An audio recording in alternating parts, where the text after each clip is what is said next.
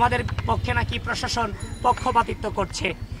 এই প্রশাসন যদি কোনো পক্ষপাতিত্ব করে থাকে তাহলে প্রশাসন প্রথমে পক্ষপাতিত্ব করেছিল গঠনতন্ত্র অনুযায়ী, কারণ এই গঠনতন্ত্রের উদ্দেশ্য ছিল, এই ডাকসুর গঠনতন্ত্রে লেখা আছে, ডাকসুর উদ্দেশ্য হচ্ছে স্বাধীনতা, মহান মুক্তিযুদ্ধ এবং স্বাধীনতা সংগ্রামের যে আইডিওলজি সেটাকে সমন্বিত রাখা। সেই স্বাধীনতা সংগ্রাম এবং স্বাধীনতার আইডিওলজিকে যারা ধারণ করে না তাদেরকে নির্বাচনী প্রক্রিয়ায় অংশগ্রহণ করানোর মধ্য দিয়ে প্রথমেই ঢাকা বিশ্ববিদ্যালয় প্রশাসন পক্ষপাতিত্ব করেছে।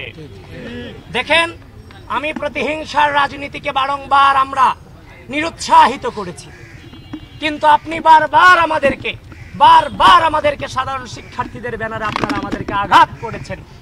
আমাদের বিশ্ববিদ্যালয়ের মাটিতে আমাদের পোস্টার থেকে শুরু করে এভরিথিং বিভিন্নভাবে আমাদেরকে বেশিং করে আমাদের মুক্তিযুদ্ধের যে মহান নেতাদের পোস্টার আপনারা পায়ের নিচে ফেলে আপনারা পা দিয়ে পাড়িয়েছেন। তারপর আমরা অনেক ধৈর্য ধরেছি, বারবার শুধুমাত্র প্রকৃতির হাতে ছেড়ে দিয়েছি।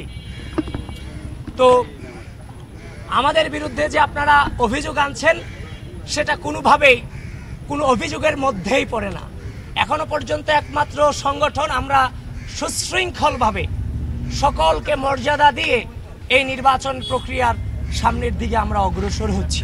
5 আগস্ট পরবর্তী সময়ে যে জেনারেশনটা গুপ্ত রাজনীতি ঢাকা বিশ্ববিদ্যালয়ে করে গিয়েছে শুধুমাত্র একক আধিপত্য বজায় রাখবার জন্য, নিজেরা গুপ্ত থেকে অন্যান্য সংগঠনগুলোকে রাজনৈতিকভাবে নিষিদ্ধ করার অপচেষ্টা চালিয়েছে, কিন্তু তারা ব্যর্থ হয়ে পরবর্তীতে যখন তারা প্রকাশ্যে এসেছে গিয়ে দেখলাম তাদের প্রধান প্রেসিডেন্ট সেক্রেটারি সহ ম্যাক্সিমাম ছাত্রলীগের সাবেক নেতা।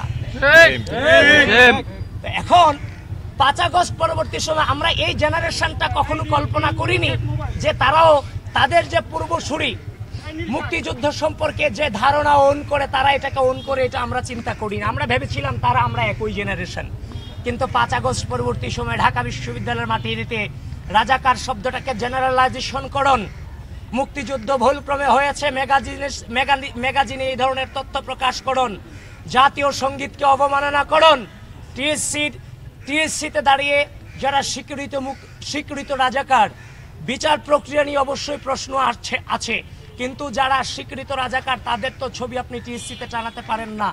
এবং টিএসসিতে হচ্ছে যে নারীদের ছবি জুম করে করে তুলে বিভিন্ন নারী বিদ্বেষী যে আচরণ।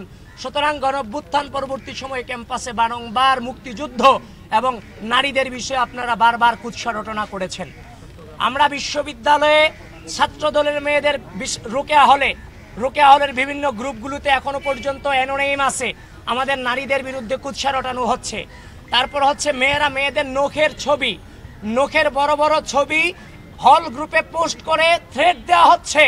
ছাত্রলীগের আতিকাদেরকে যেভাবে বের করা হচ্ছে, আমাদের উপরে নাকি মেয়েদেরকেও নাকি এভাবে হেনস্থা করা হবে, এটা নিশ্চিন্ত।